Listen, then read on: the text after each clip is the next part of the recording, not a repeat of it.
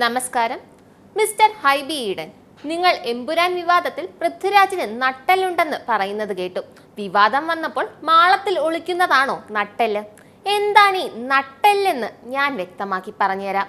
അനീതിക്കെതിരെ മുഖം നോക്കാതെ ചാട്ടവാർ വീശി കേരളത്തിൽ നിന്നുള്ള കേന്ദ്രമന്ത്രിമാർ, കേരളീയരുടെ സ്വന്തം സുരേഷ് ഗോപിയും ജോർജ് കുര്യനും.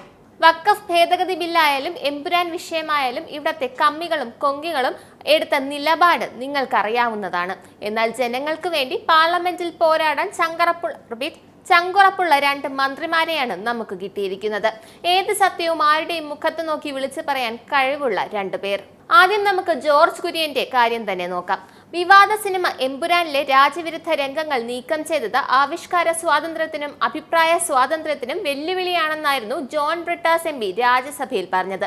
ഇതിന് പിന്നാലെയാണ് കുറിക്കുകൊള്ളുന്ന മറുപടിയുമായി ജോർജ് കുര്യൻ എത്തിയത്. എമ്പുരാൻ സിനിമ ക്രിസ്തീയ വിശ്വാസങ്ങൾക്കെതിരെയാണെന്നും ജോർജ് കുര്യൻ ചൂണ്ടിക്കാട്ടി. CBCI, KCBC പോലുള്ള സംഘടനകൾ അവരുടെ എതിർപ്പ് വ്യക്തമാക്കിയിട്ടുണ്ട്. ഞാനൊരു ക്രിസ്ത്യാനിയാണ്.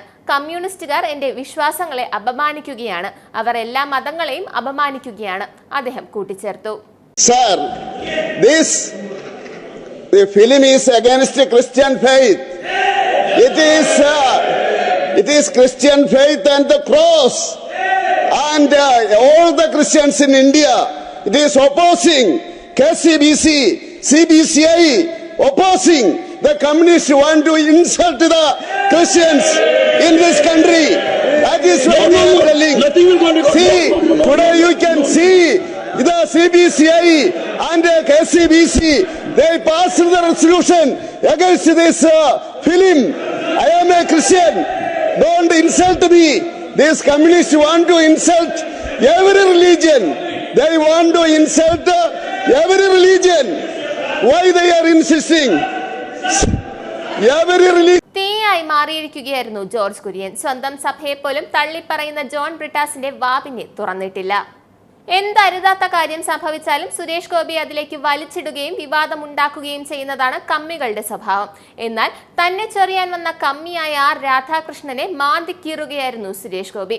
ഇത് നടന്നത് പാർലമെന്റിലാണ്. കേരള ദേവസ്വം ബോർഡിലെ ഒരംഗത്തിന്റെ പേര് ക്രിസ്ത്യൻ പേരുമായി സാമ്യമുള്ളതിന്റെ പേരിൽ അവർ ക്രിസ്ത്യാനിയാണെന്ന് തെറ്റിദ്ധരിച്ച് വലിയ കലാപം കേരളത്തിൽ ഉണ്ടായി എന്ന് സുരേഷ് ഗോപിയുടെ പേര് പരാമർശിച്ചു.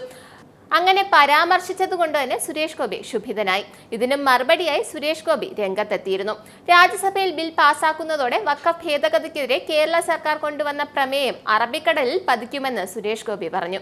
അതിനായി കാത്തിരിക്കാനും അദ്ദേഹം പറഞ്ഞിട്ടുണ്ടായിരുന്നു. സുരേഷ് ഗോപി ജി, आपका नाम लिया है, आप कुछ बोलना चाहते हैं? He mentioned your name. Sir, I definitely do want to keep the decorum of the house and also the position that I am in.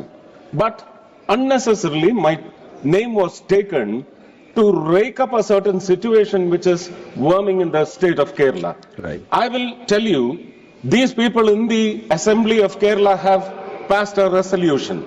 Tomorrow, after the Rajya Sabha decision, that resolution is going to be drowned in the Arabian Sea. You just wait for this episode. It is happening. The people of Kerala. Okay. Sir, Thank you. I cannot yield.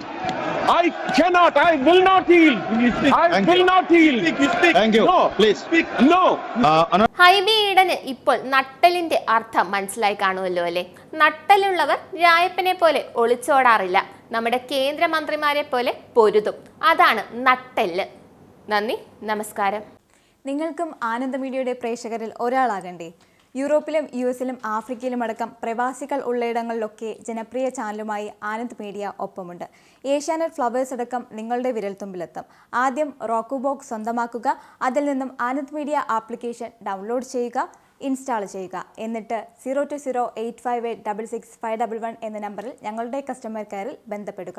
അല്ലെങ്കിൽ +91 735 660 3747 എന്ന നമ്പറിൽ WhatsApp ചെയ്യുക. ആനന്ദ് മീഡിയയുടെ സേവനങ്ങൾ സ്വന്തമാക്കുക. മറ്റു ചാനലുകൾക്കൊപ്പം Anand TVയും enjoy ചെയ്യുക.